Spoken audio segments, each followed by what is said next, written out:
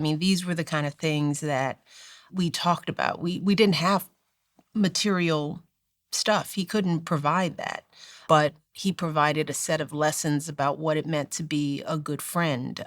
He was the elder in his family, the oldest of what, five, and my mom was the middle child, and he he took care of everyone.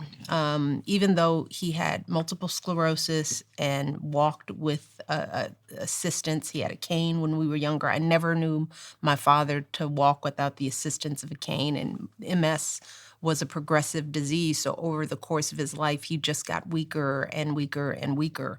But he was the strongest person in our orbit with everyone. Never took a sick day. Never took a sick day. He was the father that fathered all the other kids in the neighborhood, you know. So when Craig was playing basketball, he was the person that was at most of the practices if he could be, if his shift allowed. He was the dad in the neighborhood where a lot of kids didn't have those kind of role models.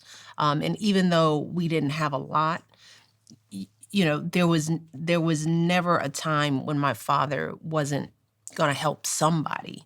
So, I guess those values where you take care of people, money doesn't really matter. That's not the thing that makes you great.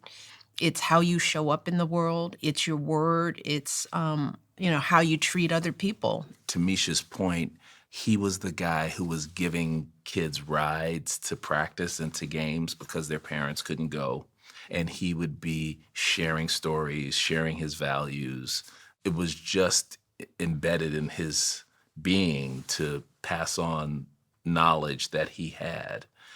And with regard to my mom, my mom, I think, is where, at least where I get my philanthropic gene from.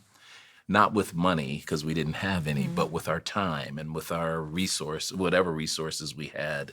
What was behind all of this was unconditional love. Mm-hmm. It's a tool in the toolbox that you sometimes don't even realize is there Yeah. if you're privileged enough to. Mm-hmm. Right.